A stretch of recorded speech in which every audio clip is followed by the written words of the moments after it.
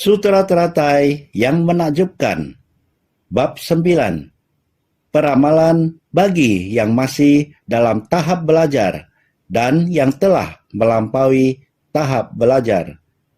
Sinfasyang Sutera Teratai episode 1194. Melindungi dan menegakkan Dharma benar, serta membangkitkan ikrar agung untuk menyebarluaskannya.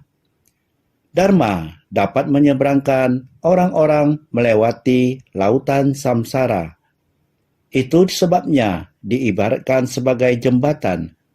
Seandainya jembatan dari Dharma benar mengalami kerusakan, maka kaki dari Dharma tidak akan dapat melangkah lagi. Hendaknya melindungi dan menegakkan Dharma benar agar terus berdiam di dunia.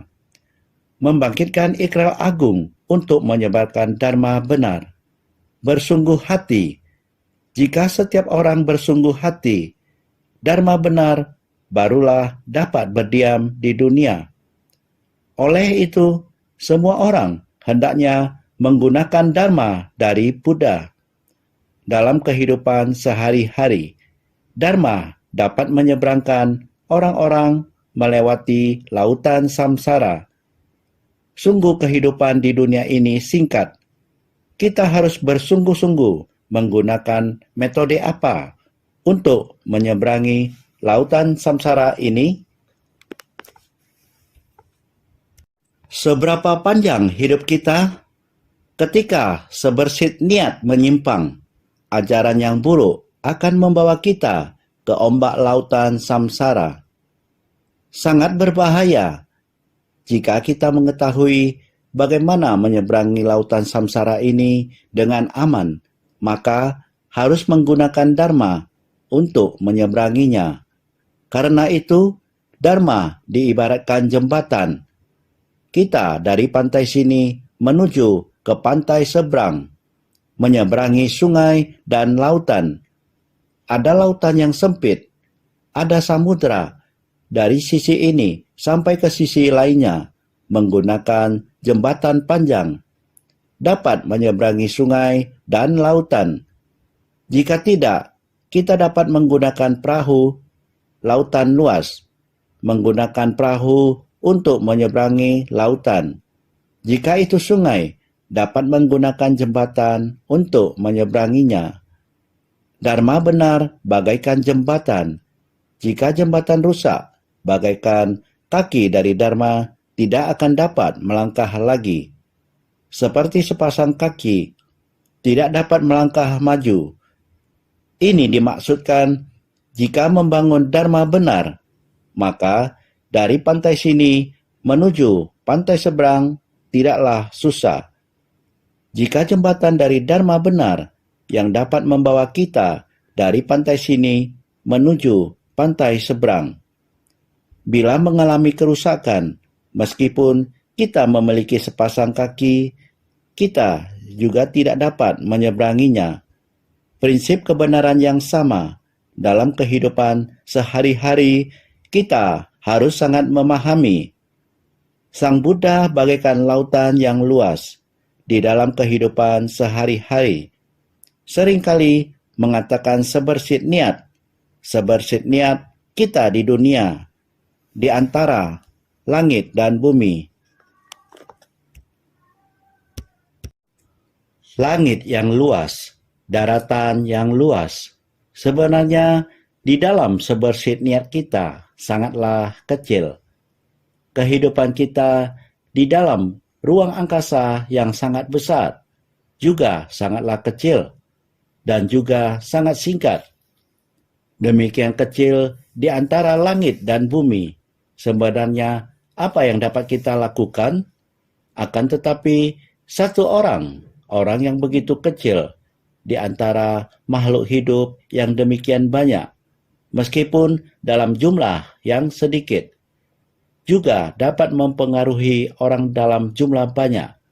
Dunia yang singkat, sebersit penyimpangan, jika kita mempengaruhi orang banyak agar memiliki pikiran yang benar, dengan sendirinya memberi manfaat bagi semua makhluk di dunia.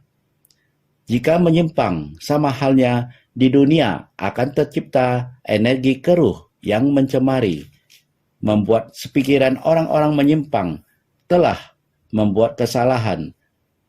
Jika demikian, dharma benar di dunia pun akan berkurang. Dharma benar berkurang, akan menjadi rusak. Ini di saat Sang Buddha masih di dunia, juga sangat mengkhawatirkannya.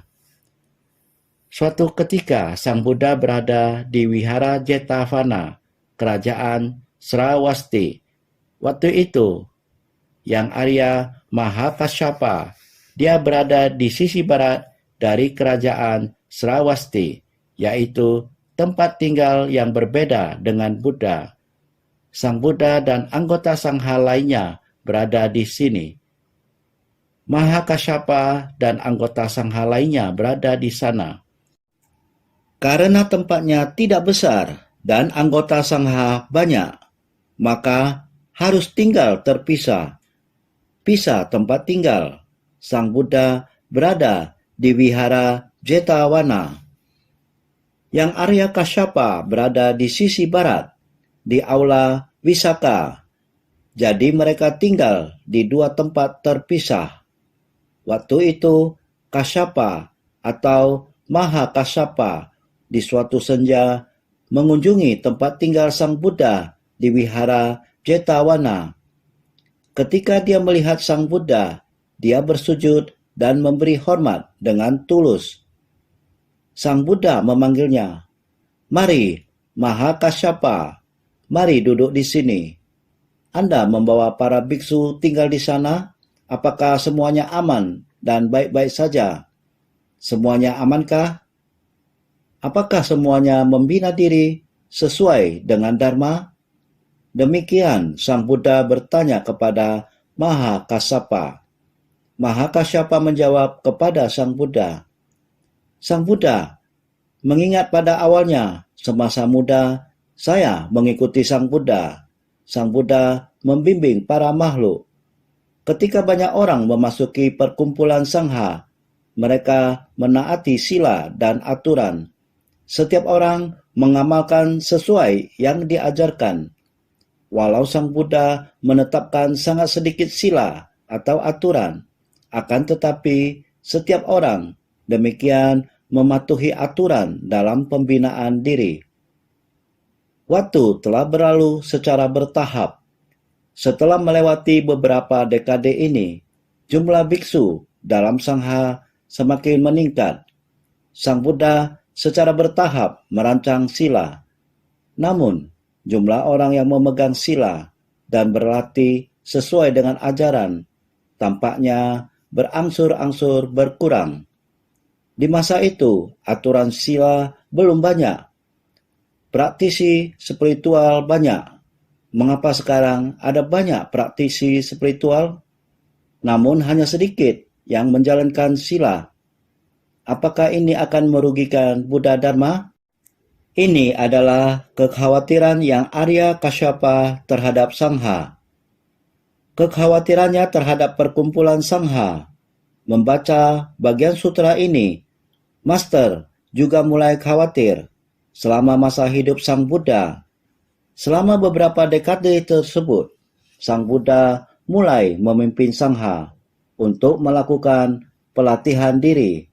Aturan sila sangat sedikit, namun banyak orang mengikuti aturan dan pelatihan diri.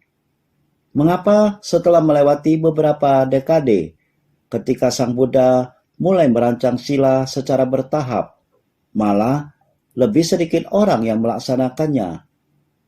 Orang yang mempraktekannya lebih sedikit jumlahnya.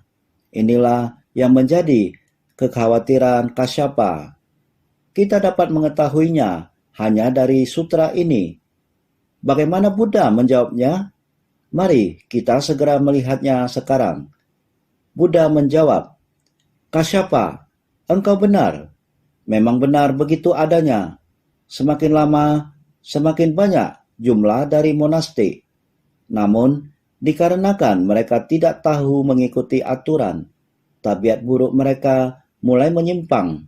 Makin lama, makin banyak pandangan yang salah. Masing-masing memiliki banyak tabiat kebiasaan berbeda. Semua orang yang berbeda-beda berkumpul jadi satu. Makin lama, makin ditemukan segala macam tabiat yang berbeda. Segala macam tabiat dibawa ke dalam kelompok sangha. Makin banyak terjadi kekeliruan secara bertahap. Maka, saya mesti senantiasa merancang sila. Sila ditegakkan karena terjadi banyak kesalahan. Karena orang yang melakukan kesalahan semakin banyak, maka semakin banyak pula silanya. Ini disebabkan karena kekeruhan hidup dari para makhluk. Ketika para makhluk memulai kehidupannya di dunia, mereka tidak menyadari bahwa kehidupan pendek dan menderita. Tidak paham akan prinsip kebenaran ini. Terlahirkan di dunia ini, mereka saling mempengaruhi di antara mereka. Maka, nafsu keinginan, ketamakan, kebencian, dan kegelapan batin. Kerisauan demikian secara bertahap berakumulasi dan menjadi tabiat kebiasaan dalam kehidupan mereka. Ini mengakibatkan kehidupan mereka menjadi tercemar. Mereka memiliki demikian banyak tabiat buruk. Kemudian, semua tabiat buruk ini dibawa masuk ke dalam perkumpulan sangha. Maka, akumulasi dari segala tabiat buruk ini menjadi akumulasi dari kerisauan dan kegelapan batin. Setiap orang memiliki tabiat sendiri dalam kehidupannya. Demikian dibawa masuk kemari, saling mempengaruhi satu dengan lainnya. Saya tidak senang sama kamu, kamu juga tidak suka kepada saya. Demikian di antara sesama, menyebabkan kerisauan dan kegelapan batin. Sikap perilaku seperti ini secara bertahap berkembang menjadi kekeruhan batin dari para makhluk. Para makhluk yang demikian banyak jumlahnya dari luar membawa masuk tabiat mereka ke dalam kelompok sangha. Ini adalah kekeruhan dari para makhluk. Kekeruhan dari para makhluk perlahan-lahan terakumulasi dari waktu ke waktu. Semakin lama, semakin parah. Ini disebut kekeruhan kalpa. Sejalan waktu terakumulasinya tabiat buruk begitu banyak manusia. Selama periode waktu ini, terakumulasinya seperti itu. Itu adalah pandangan dan pemahaman masing-masing orang. Sehingga berubah menjadi kekeruhan pandangan. Pandangan dan pemahaman setiap orang berbeda, sehingga menjadi kekeruhan pandangan. Justru karena ini, makhluk hidup berubah menjadi jahat, karena terakumulasi seperti ini. Disebut 5 kekeruhan. Sangha juga terdiri dari orang-orang. Semua orang datang dan bertemu di dalam kumpulan sangha. Di dalam sangha, tabiat buruk seperti ini perlahan-lahan terbentuk, sehingga di dalam sangha ada menetapkan aturan dan sila. Dengan begitu banyak aturan kedisiplinan, dengan harapan setiap orang dapat mematuhi aturan dan sila, lenyapkan tabiat buruk, mencegah kebiasaan buruk, sehingga oleh karena itu saat ini ada begitu banyak aturan dan sila. Inilah jawaban Sang Buddha. Namun, yang Arya Kasyapa menjadi lebih khawatir. Bila demikian, bagaimana baru bisa menjaga Dharma benar dari Buddha? Sang Buddha menjawab seperti ini, agar Dharma Buddha bisa berdiam di dunia, setiap orang harus mengikuti aturan dan sila dengan baik. Sebagai praktisi yang meninggalkan kehidupan berkeluarga, kita harus lebih memahami Dharma dan fokus untuk tekun berusaha menyerap Dharma, agar Dharma bisa berada dalam pola pikir semua orang. Kita bisa membangun jembatan dari Dharma benar. Kalau jembatan dari Dharma benar bisa dibangun dengan baik, maka para makhluk dari tataran makhluk yang penuh kebodohan ini bisa melewati dengan kedua kakinya. Dari tataran makhluk yang penuh kebodohan bisa menyeberang ke pantai seberang. Pantai seberang yakni tataran yang penuh kebijaksanaan. Pantai kebijaksanaan di seberang dengan mengubah kebodohan menjadi kebijaksanaan. Mereka membangun citra dari dharma benar. Jadi meninggalkan kehidupan berkeluarga adalah seseorang yang meninggalkan keluarga dan orang yang dikasihinya dan menggunakan kedua kaki yang kuat dan sehat untuk menyeberang melewati jembatan ini untuk mencapai pantai seberang. Pantai seberang adalah tataran bagi yang melakukan pembinaan diri. Di antara duniawi yang penuh kekeruhan, mereka membangkitkan tekad dan membangun ikrar. Dengan begini, mereka membangun jembatan dari dharma benar untuk mencapai pantai seberang dan menunjukkan Panji Dewaja dari dharma sejati, sama seperti negeri di mana Ananda akan menjadi Buddha di masa mendatang. Panji Dharma sejati akan berkibar di tempat itu, maka perlu kaum monastik. Kaum monastik harus menegakkan dharma, yakni sila, samadhi, dan kebijaksanaan. Meninggalkan kehidupan berkeluarga, hal pertama yang harus dilakukan adalah menegakkan sila. Mengikuti sila kedisiplinan yang diajarkan oleh Sang Buddha. Menerimanya dengan baik, harus menetapkan pikiran, berdiam dengan tenang di dalam perkumpulan sangha, menegakkan pengajaran dharma, aturan dan sila yang telah diberikan oleh Sang Buddha, dharma yang telah diucapkan oleh Sang Buddha. Dengan demikian menumbuhkan kebijaksanaan. Inilah kaum monastik dapat menggerakkan dharma sejati agar tetap berdiam di dunia. Akan tetapi, jika monastik tidak mau menegakkan aturan dan sila, maka jembatan dharma sejati akan hancur. Ulat dalam tubuh singa yang menggerogoti daging singa itu. Buddha sangat khawatir. Singa, hewan lain, tidak berani menyerang singa. Tapi di dalam tubuh Raja Singa sendiri tumbuh ulat kecil yang menggerogoti daging singa itu. Ini yang paling dikhawatirkan Buddha.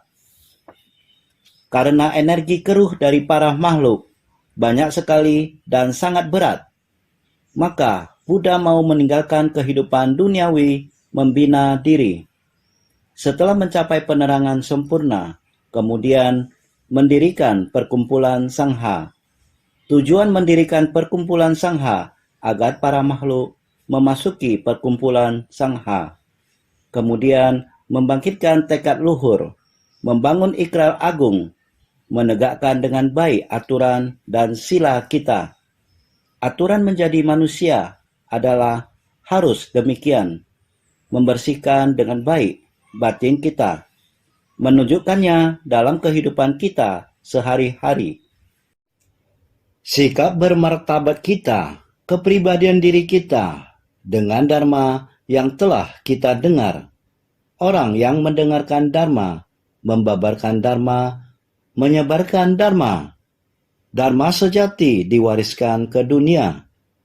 Ini adalah dua kaki, yaitu berkah dan kebijaksanaan. Memupuk berkah juga harus memupuk kebijaksanaan. Memasuki kerumunan orang untuk menanam berkah. Di dalam perkumpulan sangha, memupuk kebijaksanaan. Ini dinamakan berkah, dan kebijaksanaan telah sempurna. Jika jembatan kebenaran dharma telah dihancurkan, jika arah pelatihan spiritual dharma telah menyimpang, ibarat jembatan kebenaran dharma telah patah. Kaum monastik yang tinggal di dalam tidak tahu bagaimana harus meningkatkan kebijaksanaan mereka. Dharma tidak dapat meresap ke dalam batin. Harus bagaimana caranya masuk ke kumpulan orang banyak untuk memberi manfaat? Maka itu tidak dapat demikian. Oleh sebab itu, kita setiap orang harus memiliki tanggung jawab. Di luar sangha, murid dan praktisi berumah tangga juga harus melindungi Dharma. Sangha adalah pusat Buddha Dharma. Bagaimana agar Dharma benar dapat membangun peraturan lengkap? Harus bagaimana membangun agar tampilannya sempurna? Hanya dengan jalan ini, ajaran Buddha Dharma, kebenaran Dharma, dapat selamanya di dunia.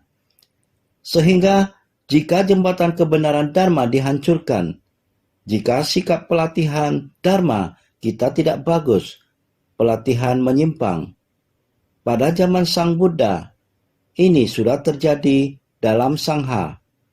Jika tidak, yang Arya Kasyapa tidak akan penuh kekhawatiran dan bertanya kepada Sang Buddha.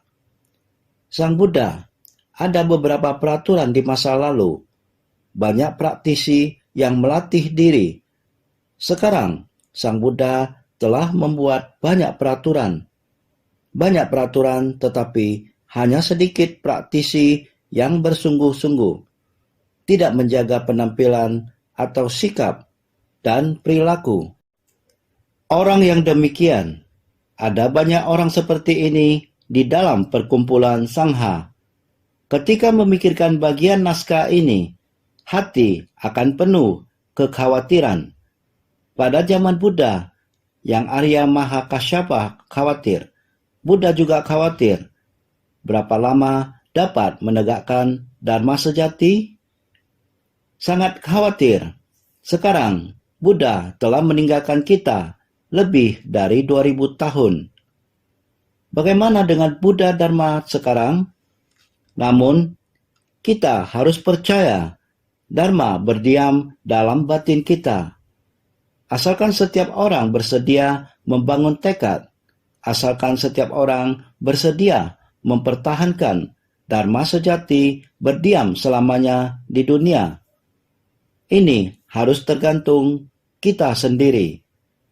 Bukankah setiap orang dapat mempertahankan sikap bermartabat kita dengan baik?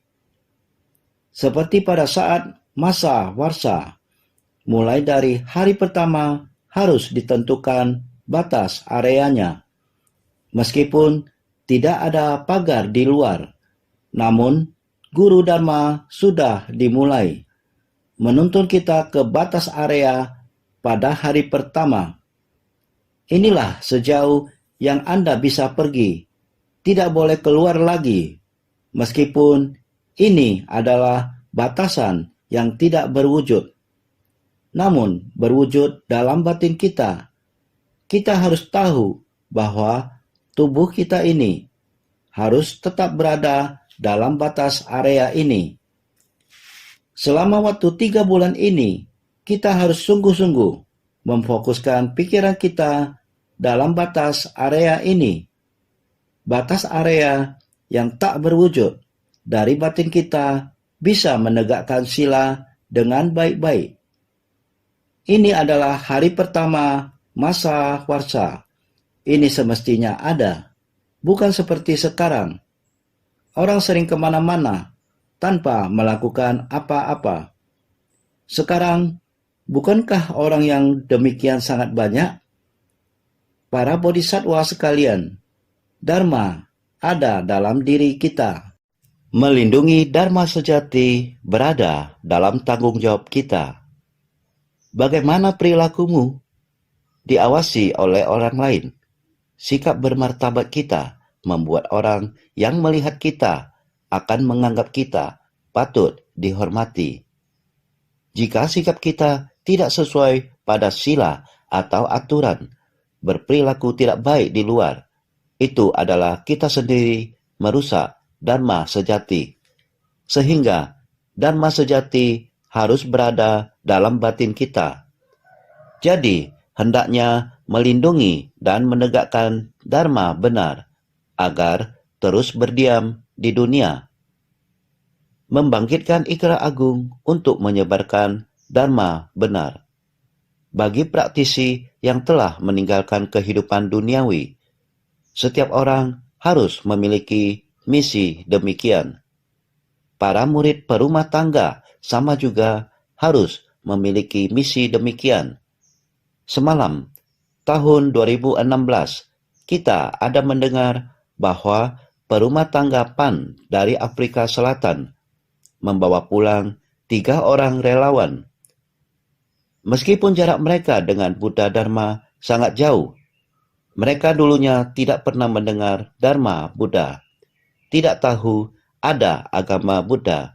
Sekarang mereka sudah tahu. Setelah perumah tangga menerima Dharma Buddha, pergi ke Afrika Selatan untuk menebar benih kebajikan.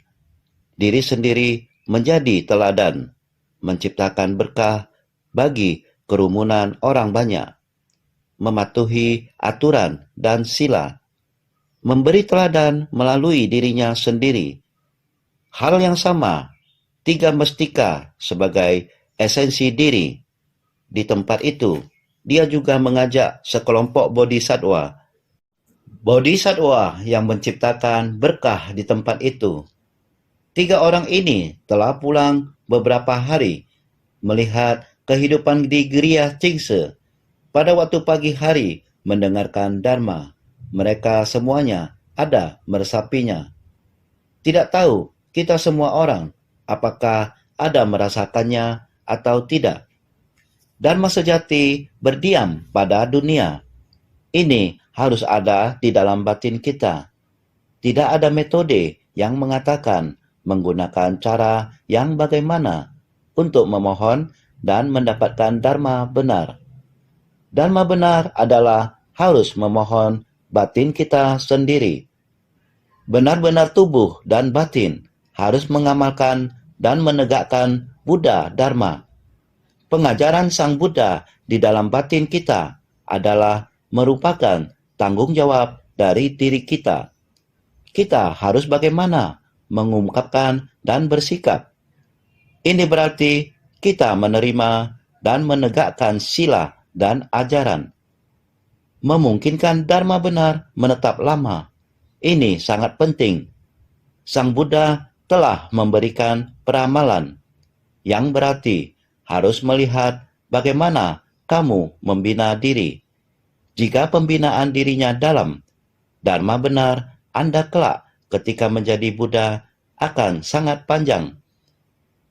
Pembinaan diri jika dangkal, Dharma benar, Dharma mirip, periode akan singkat dan pendek. Ini adalah kita membina diri, mempengaruhi dunia masa depan. Jadi, semua orang harus sangat bersungguh hati. Mari lihat naskah sutra sebelumnya. Tathagata, Arahat, Samyak Sambuddha, Widya Carana, Sampana, Sugata, Lokawit, Anuttara, Purusadamya, Sarata, Sasta Dewa Manusanam, Buddha Bagawan. Sutra Teratai Bab 9, Peramalan bagi yang masih dalam tahap belajar dan yang telah melampaui tahap belajar. Bagi 2000 orang ini, Sang Buddha juga memberikan peramalan kepada mereka yang baru membangkitkan tekad di masa mendatang juga bisa mencapai kebuddhaan.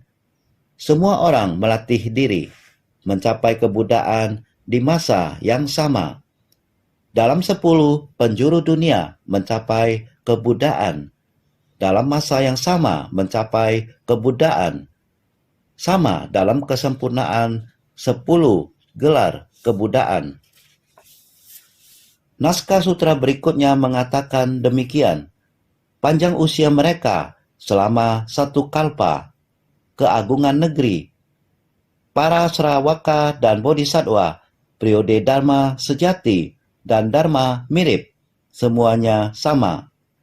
Sutra Teratai Bab 9, Peramalan bagi yang masih dalam tahap belajar dan yang telah melampaui tahap belajar.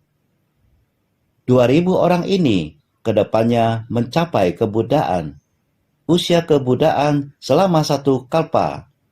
Dibandingkan dengan yang lain, ada selisih sangat banyak. 1 kalpa tidak lebih 1 kalpa. Seandainya dihitung kembali, usia di alam manusia dihitung lagi juga sangat panjang. Usia manusia 10 tahun, setelah melewati 100 tahun bertambah 1 tahun. Lalu kembali lewat 100 tahun usia bertambah 1 tahun lagi. Bertambah sampai usia manusia mencapai usia 84.000 tahun. Lalu kembali para makhluk menciptakan Hawa kekeruhan yang berat. Lalu kembali melewati 100 tahun usia berkurang 1 tahun. Lewat 100 tahun berkurang 1 tahun lagi. Demikian berkurang sampai usia manusia 10 tahun. Bertambah dan berkurang ini disebut 1 kalpa kecil. Oleh karena itu, usia 1 kalpa kecil, 1 kalpa kecil, demikian dihitung, dikatakan bagi dunia manusia termasuk panjang. Keagungan negeri, para Sravaka dan Bodhisattva, periode Dharma sejati dan Dharma mirip. Hal yang sama, panjang usia dalam 1 kalpa. Panjang usia mereka selama 1 kalpa dan keagungan negeri, semuanya adalah balasan karma lingkungan. Ini disebut balasan karma lingkungan. Panjang usia mereka selama 1 kalpa adalah 1 kalpa kecil. Keagungan negeri adalah wujud dari balasan karma berupa lingkungan. Para Buddha juga datang ke alam manusia. Datang ke alam manusia juga memiliki masa hidup. Berapa lama usianya? Adalah 1 kalpa. Keagungan negeri tergantung dari balasan karma lingkungan. Balasan karma langsung dan lingkungan, jalinan jodoh dengan para makhluk, adalah citra dari balasan karma lingkungan. Seperti Pangeran Siddhartha lahir di dunia Saha, lahir di kerajaan Kapilawastu sebagai pangeran di negeri tersebut. Buddha Sakyamuni dilengkapi dengan 32 tanda utama daripada tubuh kenikmatan Buddha. Ini adalah balasan karma lingkungannya di dunia. Kekayaan dan penampilan demikian. Jadi, negeri tersebut. Para Sravaka dan Bodhisattva adalah wujud dari balasan karma berupa lingkungan dan balasan karma langsung. Periode Dharma sejati dan Dharma mirip adalah wujud dari berdiamnya Dharma. Pada akhirnya, jika berkah besar adalah Bodhisattva, Dharma benar, Dharma mirip akan banyak. Jika berkah tidak besar, itulah Sravaka dan Prayeka Buddha yang dibimbing semua berada di kendaraan kecil. Mungkin para Sravaka praktik kendaraan kecil lebih banyak atau Bodhisattva lebih banyak. Dharma benar lama atau Dharma mirip berapa lama? Ini proses 2000 praktisi dalam persamuhan. Kekuatan karma berkah dan kebijaksanaan menarik buah balasan karma mencapai kebudaan mendatang. Semuanya sama. 2000 orang ini ada di alam sama. Melihat mereka memupuk berkah dan memupuk kebijaksanaan. Panjang usia panggung ketika mencapai kebudaan. Dharma benar dan Dharma tergantung berkah mereka. Melihat mereka tergantung pada jalinan jodoh baik. Menyelamatkan berapa banyak para makhluk. Semuanya sama. Karena praktik berjasa, pahala dari mereka adalah mirip. Sehingga balasan yang diterima juga sama. Pada akhirnya, pada negeri-negeri di 10 penjuru secara bersamaan akan mencapai kebudaan dengan gelar yang sama. Tathagata Ratna Keturaja. Itu sebabnya memberikan peramalan secara bersamaan. Jadi, praktik berjasa pahala dari mereka adalah mirip. Semuanya melatih diri kurang lebih sama. Tidak ada yang berbeda. Semua kurang lebih sama.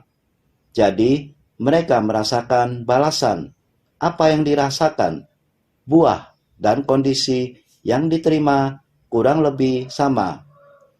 Pelatihan diri kurang lebih seperti ini. Buah dan balasan pun kurang lebih. Jadi, pada akhirnya, pada negeri-negeri di 10 penjuru adalah perjalanan dari pelatihan diri. Sampai di paling akhir, semuanya berada di 10 penjuru. Bersama-sama menjadi Buddha. Gelar yang sama, bernama Tathagata Ratna Keturaja, memiliki gelar yang sama, sehingga diramalkan dalam waktu bersamaan oleh Sang Buddha. Tidak ada peramalan secara masing-masing. 2.000 orang semuanya kurang lebih sama, sehingga diramalkan bersama-sama dan juga bernama yang sama. Inilah peramalan dari Sang Buddha terhadap ke-2.000 orang ini. Dapat dilihat praktik jasa pahala dari 2.000 orang ini sama rata. Tetapi ada pelatihan diri, maka sama-sama bisa menjadi Buddha. Demikian naskah sutra berikutnya. Pada ketika itu, Bhagawan karena ingin mengemukakan kembali maksudnya, berkata dalam bentuk syair, bagi 2.000 orang Sravaka yang sekarang berada di hadapanku ini, semuanya kuberikan peramalan bahwa kelak mereka akan mencapai kebuddhaan. Sutra Teratai bab 9, peramalan bagi yang masih dalam tahap belajar dan yang telah melampaui tahap belajar. Orang-orang ini di masa mendatang bisa mencapai kebuddhaan. Gelar mereka semuanya sama, yaitu Tathagata Ratna Keturaja.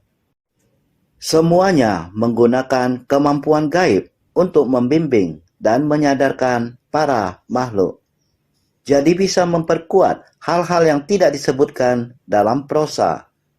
Memperkuat, mengemukakan kembali maksudnya untuk menebus 2.000 orang ini.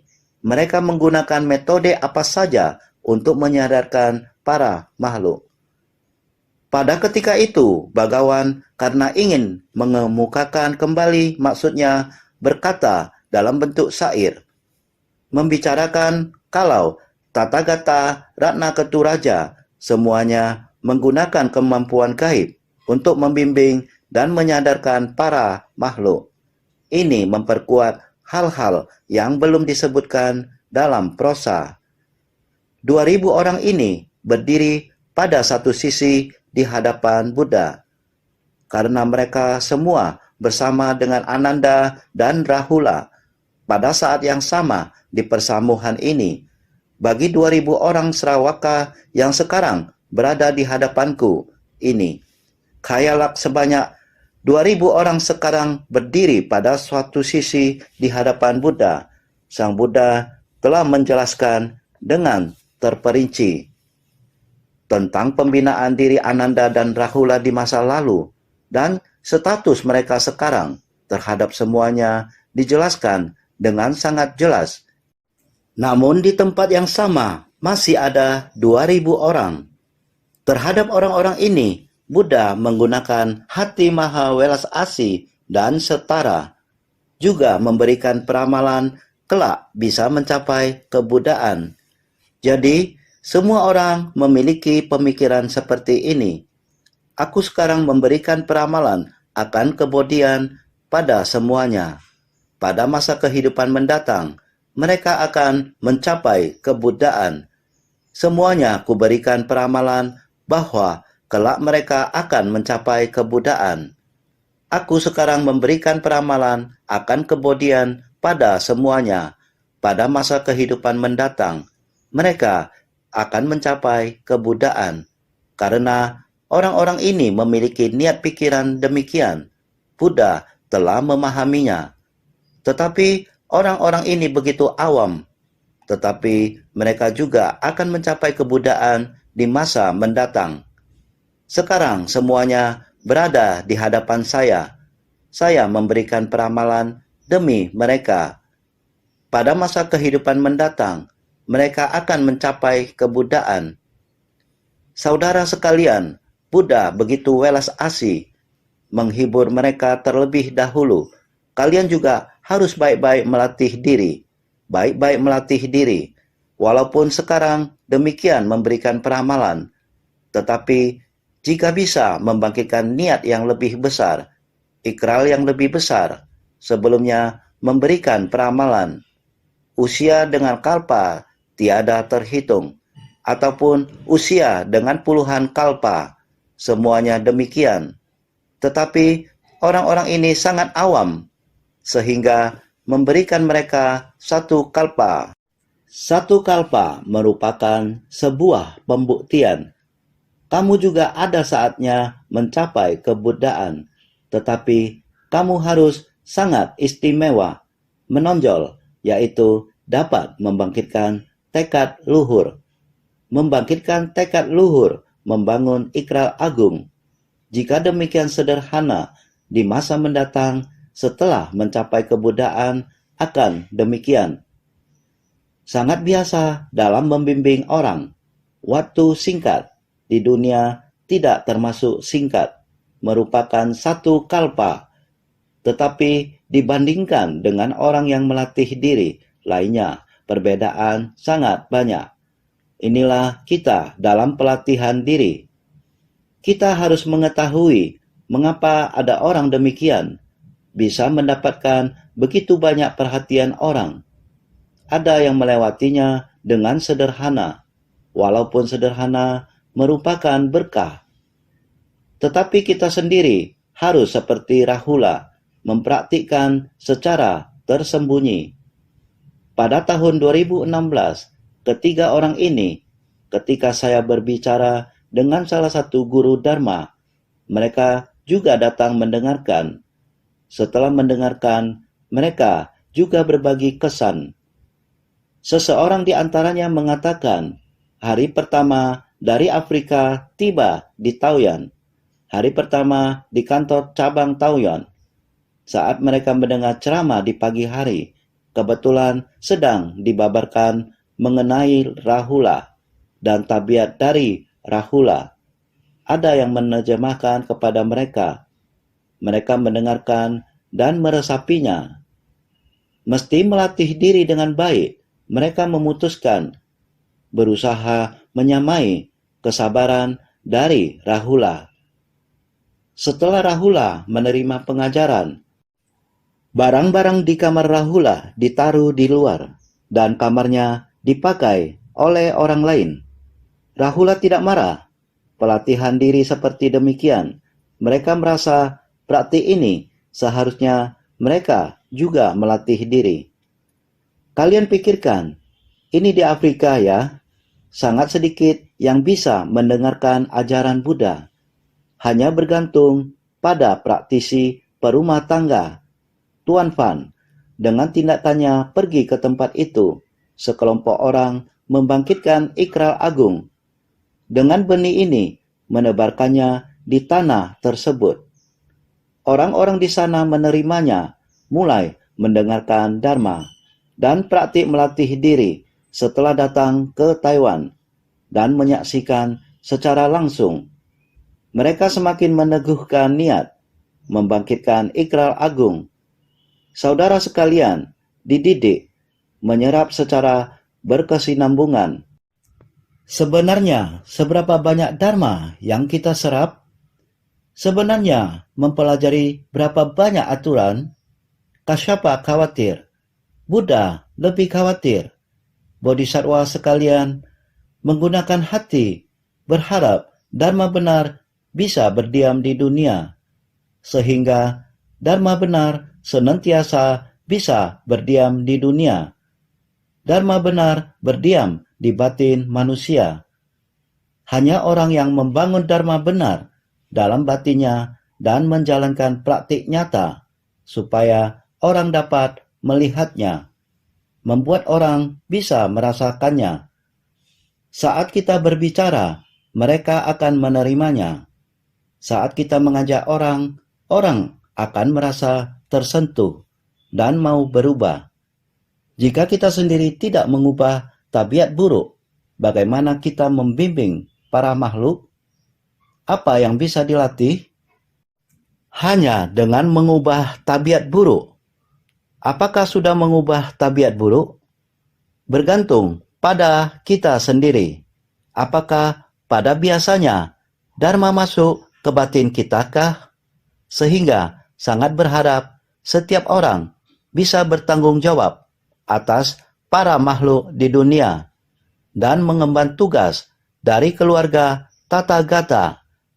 Ini bergantung pada kita, para praktisi, senantiasa lebih bersungguh hati.